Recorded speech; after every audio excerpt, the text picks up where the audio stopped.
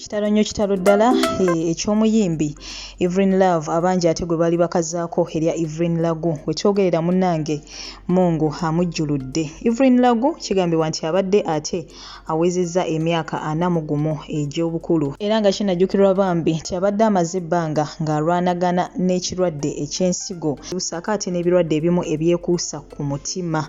Omukyalo ono ekituufu kiri nti abangi bakkiriza nti atobye okubeera nga bambi asobola okubeera nga abeerawo ebbanga lineeno lyonna kubanga kinajjukirwa nti yatandika okubeera nga ate alwanagana n'ekirwadde kino emyaka 4 egiyise wabula bambi olunaku olwaleero Mungu amujjuludde. Tusaba nno omwoyo gwe Katonda gumuze emirembe agulamuze ekisa gumye emitima abaka ab'enganda ssakaate n'ab'emikwano era kinajjukirwa nti omukyalo ono bambi abadde ategeseeyo ekivvulu kye yayita Evelyn Love Charity Concert era nga kino kibadde kigenda kubeera nga ate kibeerawo nga 28 omwezi ogw'ekkumi omwaka guno eno gwennyini wali eri ate ku Papa's Sport wabula bambi tasobodde kubeera nga ate olunaku olwo alutuukako naye nga bw'atyo Katonda bw'asazeewo okubeera nga ate munnange ekyo kibeera. Ffenna ly'ekkubo ekitwawula oli kubeera nga ate munnange asookayo munne naye nga kitalo nnyo kitalo ddala.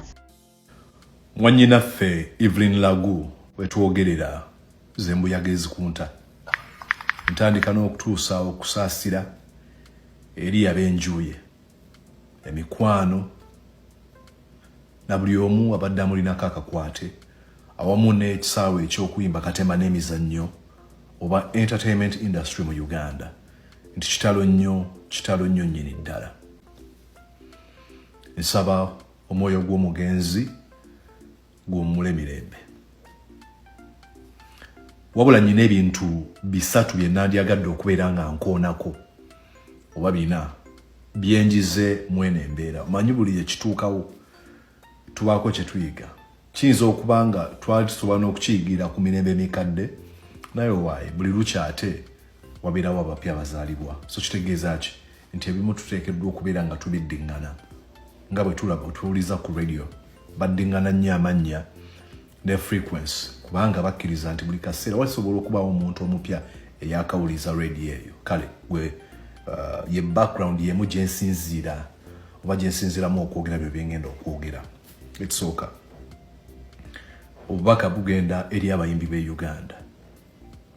Abayimbi b'e Uganda naddala abeekoledde erinnya mu kuyamba mukomye omuze omubi omuze ogw'okuyamba omuntu ne muteeka mu mawulire.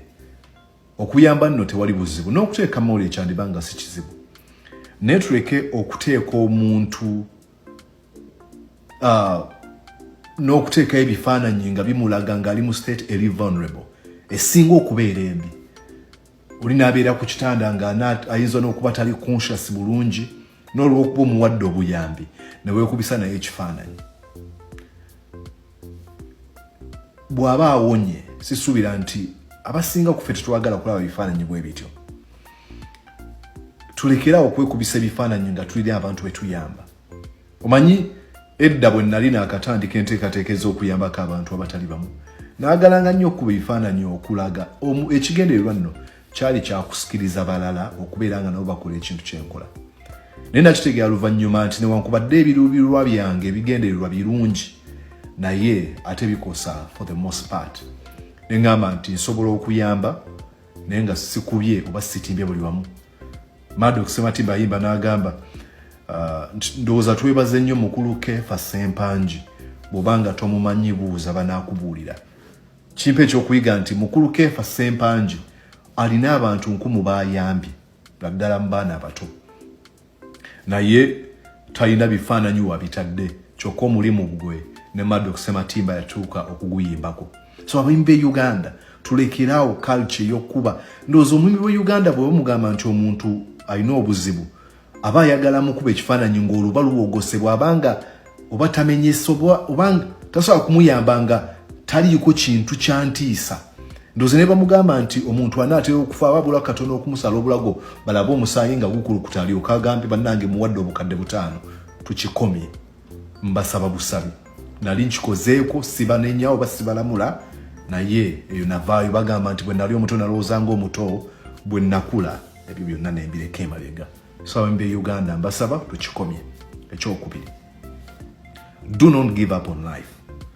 Omukyalo ono anyumidde oba ansanyusizza tawanise. Oluganda bagamba nti afiiridde mu maanyi. Agezezzaako okulwana mu ngeri yonna. Mu kunyigirizibwa n'okusoomoozebwa anoonyezza obuyambi, asese, ayina ebintu byakoze, yeegase mu campaign to giving up ku bulamu mu kusoomoozebwa kwonna, kubanga after all oba ogivings up oba nedda ogenda okukomekera mu ngeri y'emu. So Evelyn Love has died. She has not perished. Byanjawulo.